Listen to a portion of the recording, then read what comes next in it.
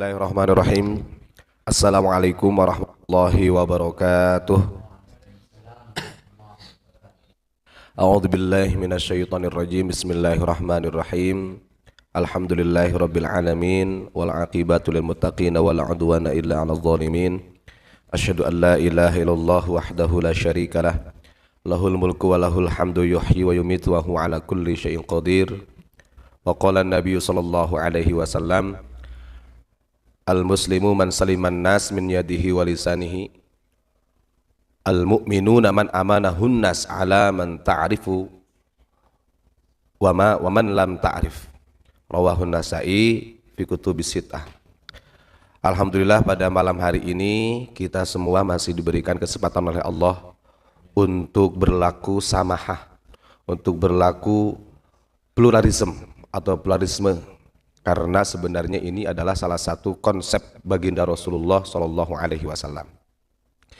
Hanya saja di kita ini banyak yang salah mengartikan sehingga pluralisme itu selalu dikaitkan dengan liberal. Kalau kita lihat dalam dua bahasa ini sebenarnya sangat jauh berbeda, karena kemunculan liberalisme itu justru itu dari para ahli filsafat, karena mereka memang ahli di bidang teologi gitu kan. Sebenarnya kalau pluralisme sendiri itu adalah ajaran baginda Rasulullah Shallallahu Alaihi Wasallam. Makanya di sini sampai simbol semua agama ditulis, dicontohkan satu persatu. Kalau kita lihat dari bentuk-bentuknya ini, kita secara alam bawah sadar kita akan dibawa kepada di mana masa-masa para pendahulu kita, dari mulai Nabi Adam alaihissalam sampai baginda Rasulullah, ketika Allah perintahkan untuk memanusiakan manusia dengan akhlakul karimah. Karena memang disadari ataupun tidak, diyakini ataupun tidak, kita bisa merasakan Islam itu sebenarnya adalah sebagai penyempurna saja. Islam itu adalah agama yang memang pada dasarnya membenarkan Alkitab-kitab yang telah diturunkan kepada nabi-nabi yang lain. Makanya sedikit ingin saya sampaikan pentingnya pluralisme. Kalau di dalam agama itu kan as-samahah. Maka baginda Rasulullah ketika ditanya oleh salah sahabat, ayul adyan ya Rasulullah, ahabbu indallah, agama yang bagaimana ya Rasul yang betul-betul dicintai oleh Allah? Maka baginda Rasulullah mengatakan al-hanifiyah was-samahah. Agama yang betul-betul dicintai oleh Allah itu agama yang lurus dan yang bersikap toleran, as-samahah. Tidak sedikit di dalam sirah Nabawi Ibnu Hisham itu baginda Nabi selalu menjadi solusi di antara perpecahan kaum Quraisy dengan Yahudi, di antara perpecahan antara orang kafir dengan Yahudi, orang Majusi dan lainnya ketika terjadi konflik. Kenapa? Dalam kondisi konflik seperti itu yang bermasalah adalah agama-agama yang lain, tapi baginda Rasulullah di situ memberikan solusi. Nah, di situ Kanjeng Nabi memberikan contoh bahwa secara kemanusiaan kita ini harus samahah. Jangan sampai karena berbedanya agama, berbedanya keyakinan, kemudian kita tidak ada saling tolong menolong. Karena baginda Rasulullah kan sudah ditegur kemarin, fabima rahmatin lintalahum, bahkan wa'fu wastaghfir lahum. Mau itu agama mereka membenci kepada kita, secara individunya benci kepadamu Muhammad, tetap lintalahum, engkau harus berlaku lemah lembut, bahkan wa'fu anhum, maafkan mereka. Bila perlu wastaghfir lahum, mintakan istighfar kepada Allah untuk mereka yang pernah berbuat salah kepadamu Muhammad. Itu teguran keras dari Allah kepada baginda Rasulullah, sehingga Kanjeng Nabi punya konsep setelah hijrah ke Madinatul Munawwarah itu untuk membangun Madinatul Munawwarah dengan 3 syahadah. Makanya ya, kalau orang yang sering dalam sejarah itu piagam Madinah itu tidak ada 4, tidak ada 5, cuma 3. Kalau kita paham sejarah, karena Kanjeng Nabi melihat banyak perbedaan di Yathrib pada waktu itu yang sebelum menjadi Madinah, agamanya banyak, ada Yahudi, ada Majusi, ada Nasrani dan sebagainya. Maka untuk menciptakan perdamaian di Madinatul Munawwarah atau di Yathrib itu, baginda Rasulullah membuat 3 syahadah atau 3 piagam, yakni yang disebut dengan ukhwatul basyariyah atau ukhwatul insaniyah, menjalin hubungan perdamaian antar sesama manusia. Yang pertama, yang keduanya ukhwatul diniyah, menjalin persatuan persaudaraan antar agama, dan yang ketiganya ukhwatul ukhuwatul wataniyah, yaitu menjalin persaudaraan antar bangsa. Dan ini makna yang lebih mudahnya dengan kalimat pluralisme. Itu as-samahah, gitu. Berbeda dengan liberal. Liberalisme itu memang itu bahasa baru yang dikeluarkan oleh pandangan-pandangan filsafat. Terus kemudian pluralisme itu kalau kita lihat dalam konsep min ba'di kutubis sittah, di dalam riwayat hadis Imam Nasai, ini sebenarnya akan lebih menguatkan.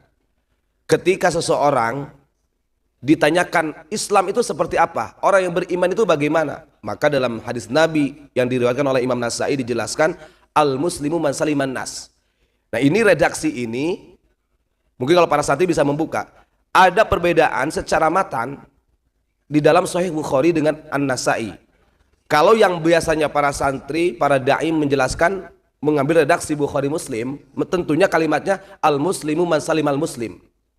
Tapi kalau redaksinya Imam Nasai, al muslimu man saliman nas min yadihi walisani. Artinya orang yang muslim sejati itu adalah orang yang bisa menyelamatkan semua manusia. Nas ini umum. Artinya tidak ada sekat perbedaan di situ. Nas, baik dengan tangan ataupun lisannya. Tidak boleh mencaci, tidak boleh memukul dan lain sebagainya. Bahkan yang lebih mendalam sebenarnya kalimat itu dilanjutkan al-mu'minu man amanahul nas. Man amanahun nas ala man ta'rifu wa man lam ta'rif. Bahkan kata Imam Nasai diambil dari redaksi hadis Nabi, kata Nabi Muhammad bahwasanya orang mukmin, orang yang mempunyai keyakinan, orang yang mempunyai akidah, tentunya mereka selalu memberikan keamanan, bukan permusuhan. Memberikan keamanan kepada siapapun, baik itu yang ia kenal ataupun orang yang tidak dikenal. Kalau dipikir secara logika, kita ini di Unik, di Malang, boro-boro mengenali mereka para pendahulu agama mereka, nggak kenal. Tahu namanya saja sudah bersyukur. Bahkan saya pribadi baru tahu sekarang. Simbol-simbol ini dengan seperti ini simbolnya. Tapi alhamdulillah ini adalah bentuk sebenarnya di mana masih ada sosok ulama yang betul-betul memahamkan kepada kita pentingnya samahah bainad diniyah. Pluralisme, toleran di antar agama. Yang ketiga, yang perlu kita yakini, yang perlu kita pahami betul agar supaya samahah toleransi ini atau pluralisme ini di antar agama itu harus terbangun, kita harus paham.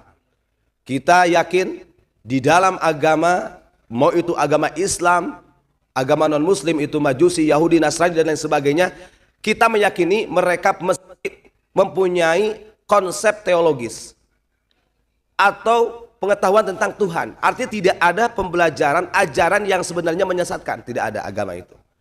Agama itu mesti tentu ada tentang akidah, ada teologis. Hanya saja metodologi yang berbeda, itu saja sebenarnya. Maka kalau kita pahamkan kepada masyarakat, ketika ada kaifiyah, metodologi yang berbeda, jangan dipermasalahkan. Yang terpenting masing-masing yang mempunyai keyakinan. Makanya sebenarnya harusnya pluralisme ini sudah final dengan adanya konsep Pancasila.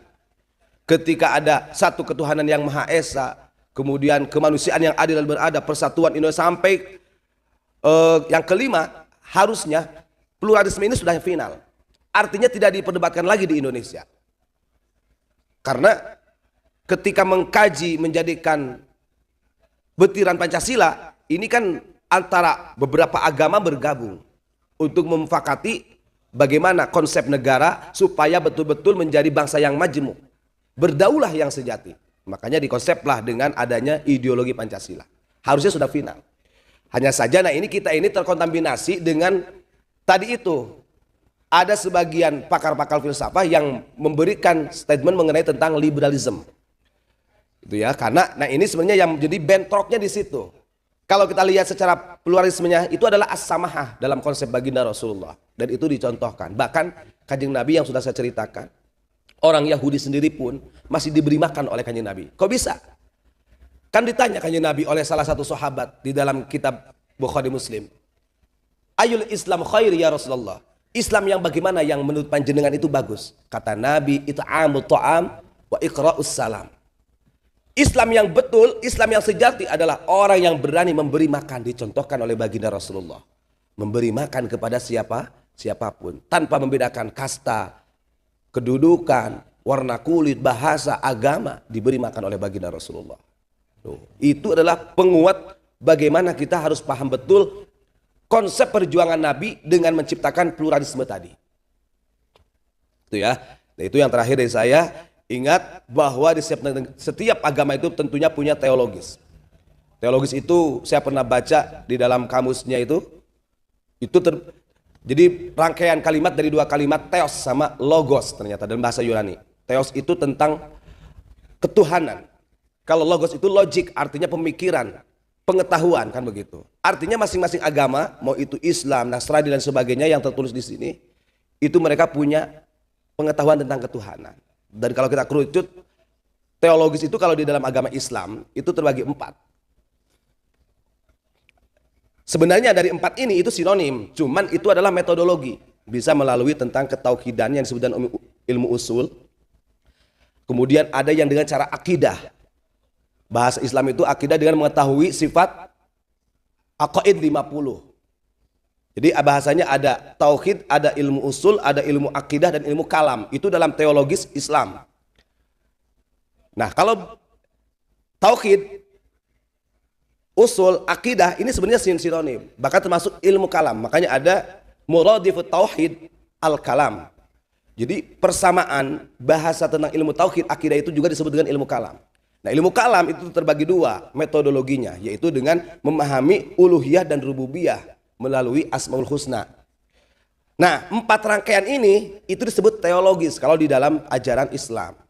Nah, ini insya Allah kalau para santri pasti paham karena diajarkan di sini mengenai tentang tauhid, bahkan dibekali dari mulai belajar akidatul awam sama tijanud durari. Nah, ini pentingnya ketika kita sudah paham tentang teologis tadi, insya Allah di situ akan muncul pluralismenya akan muncul. Mungkin itu saja yang bisa saya sampaikan, kurang lebihnya mohon maaf, dan mudah-mudahan ini salah satu upaya dari Abu Yamamah Ghufran Al-Bantani untuk mengajak doa bersama melalui para tokoh lintas agama ini. Mudah-mudahan Indonesia, Asia dan dunia betul-betul berada di dalam keamanan Allah, tercipta perdamaian, tidak ada konflik horizontal gitu. Mudah-mudahan dan wabah penyakit ini juga cepat diangkat oleh Allah, diganti dengan obat yang luar biasa. Tidak ada kebahagiaan di dalam syair Imam Syafi'i, laisa sururun ya'dilu suhbatal ikhwan. Tidak ada obat yang paling membahagiakan untuk umat sebenarnya kecuali terciptanya perdamaian antar sesama, terjalinnya persatuan ukhuwah antar sesama. Itu obat yang sejati, bukan perpecahan.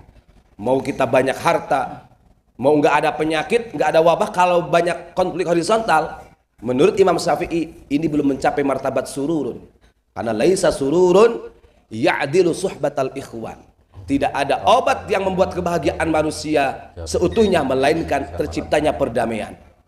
Kan begitu. Itu yang pertama. Yang keduanya, laisa ghumumun wala ghumumun ya'dilu firaqahum. Tidak ada yang sesuatu yang membuat kita sengsara, membuat umat sengsara, kecuali adanya perpecahan. Nah, itu adalah syairnya Imam Syafi'i. Monggo bisa direnungkan. Wassalamualaikum warahmatullahi wabarakatuh.